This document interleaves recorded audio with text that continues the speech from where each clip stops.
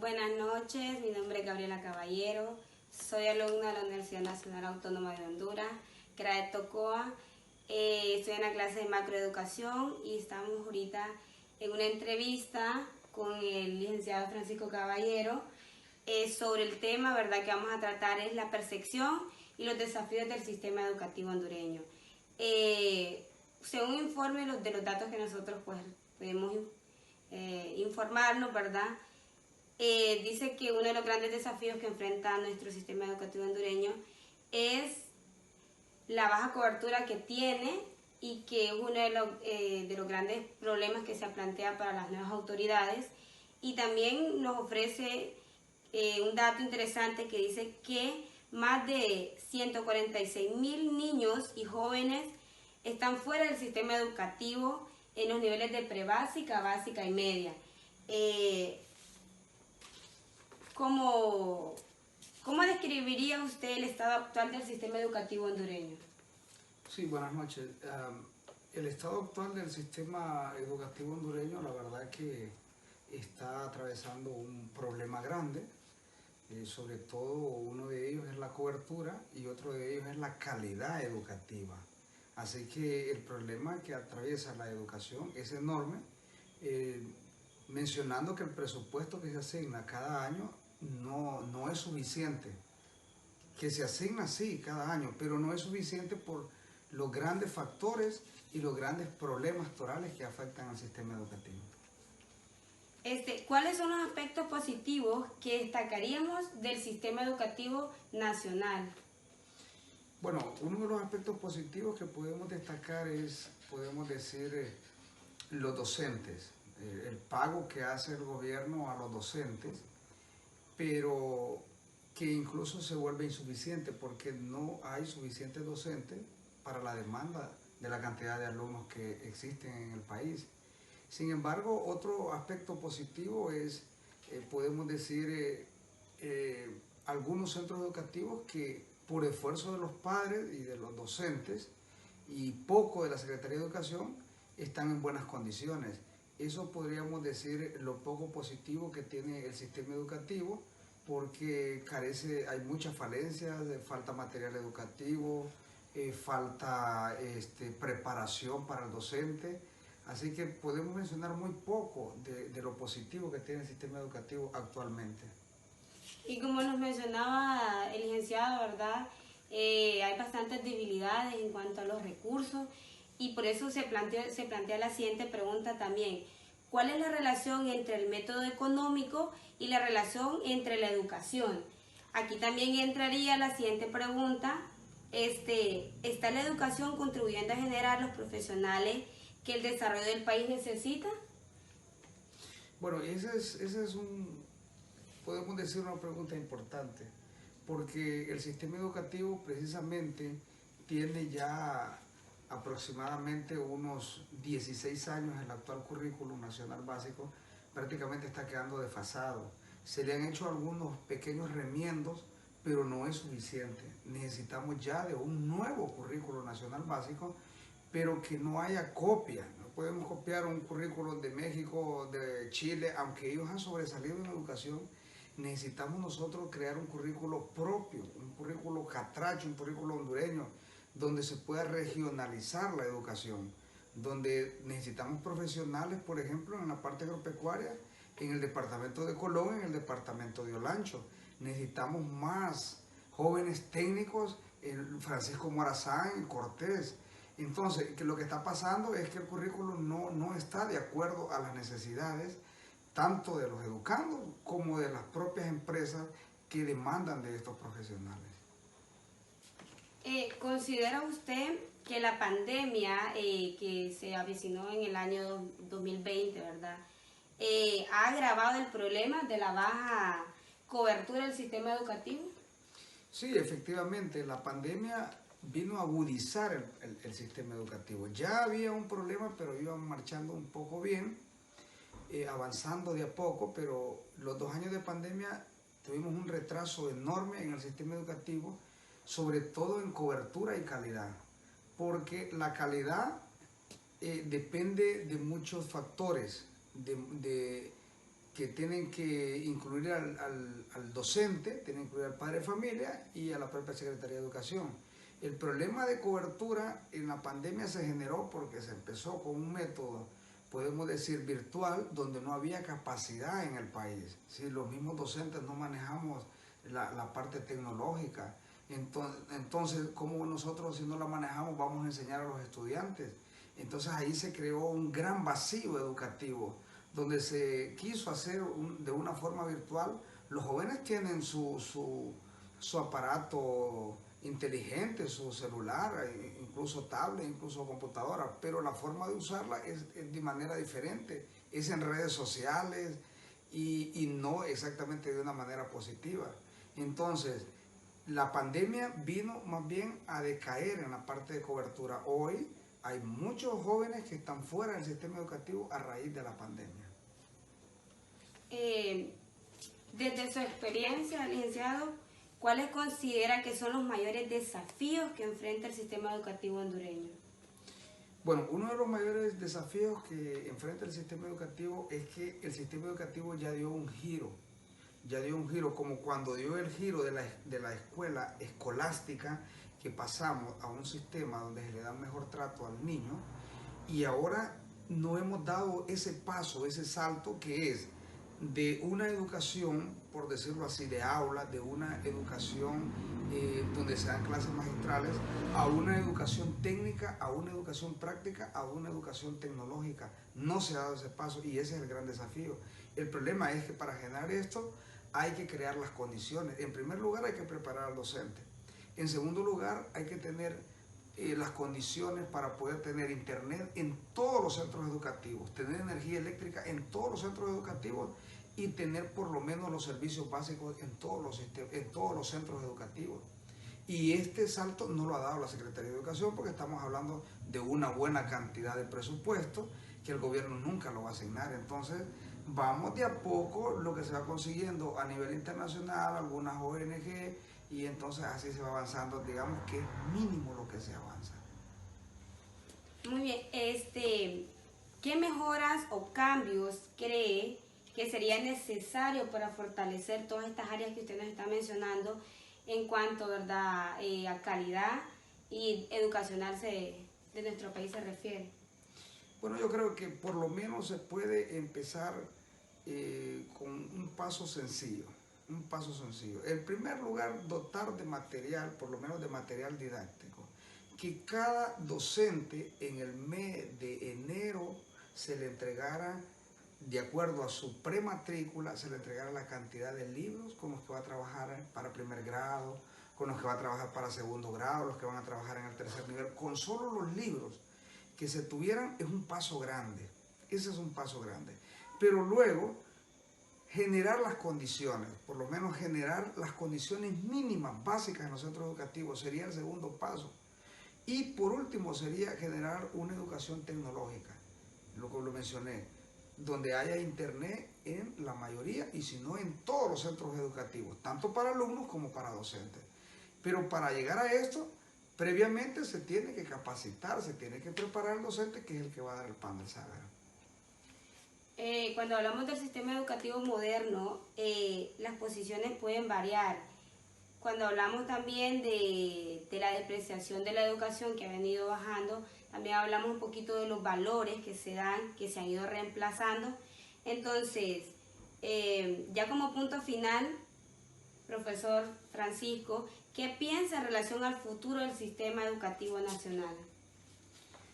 Bueno, si los gobiernos que van entrando, los gobiernos de turno, no generan un presupuesto más grande y se hace un buen plan nacional donde todo el mundo se integre la empresa privada, la Secretaría de Educación, los padres de familia y todos remamos hacia adelante, la educación hondureña va en picada y cada año van a ser menos los estudiantes que puedan optar por un título universitario, porque se van a ir quedando en el camino, se va haciendo un embudo, un colador, los que llegan a sexto grado, los que llegan a noveno grado, los que logran sacar un título a nivel medio y los que logran entrar a la universidad. Entonces cada año va a ir en decremento, lejos de ir aumentando.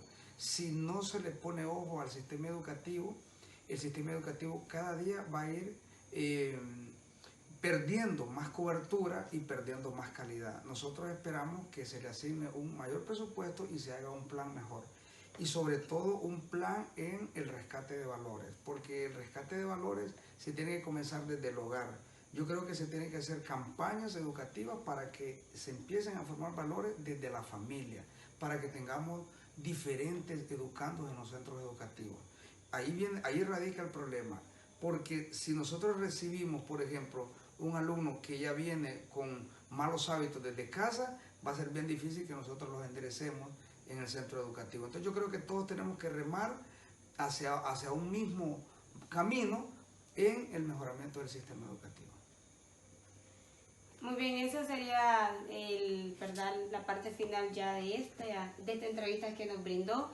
Y como dice, ¿verdad? La educación es parte esencial del Estado, pero el Estado somos todos, ¿verdad? Entonces, como mencionaste, todos tenemos que remar hacia un mismo lado. Muchas gracias por su espacio y adiós. Muy buenas tardes, mi nombre es Gabriela Caballero, soy estudiante de la Universidad Nacional Autónoma de Honduras, CRAE Tocoa, y estamos aquí en este pequeño espacio con Yasmín Ramos, ¿verdad? Actualmente ella es activa en el sistema educativo, estudiante, que nos dio un pequeño espacio, ¿verdad? Para esta pequeña entrevista sobre lo que es la percepción y el desafío en el sistema educativo hondureño. Como forma de introducción, Yasmín, ¿cómo describirías tu experiencia en el sistema educativo hondureño hasta el momento? Personalmente ha sido muy buena, principalmente porque pues mis padres me han apoyado en todo momento y gracias a Dios los maestros que tuve durante mi educación secundaria fueron muy buenos, aprendí bastante. Entonces puedo decir que personalmente ha sido muy buena.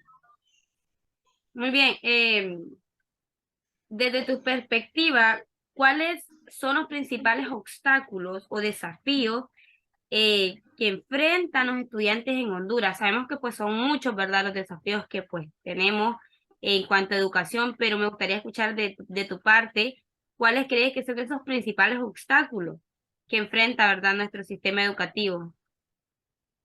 Yo pienso que el principal obstáculo es el económico. Hay muchos niños que no pueden seguir estudiando porque sus padres no tienen los recursos económicos para apoyarlos y el gobierno muchas veces no se da cuenta de esta parte y sabemos que la educación no es totalmente pública. Muchas veces depende de si el padre puede o no ayudar a su hijo en la educación. Entonces pienso que uno de los factores es el económico y otro también puede ser la ubicación. Hay muchos lugares, por ejemplo, en zonas montañosas a la que la educación no llega. Entonces, muchos niños se quedan sin educación por esos dos factores.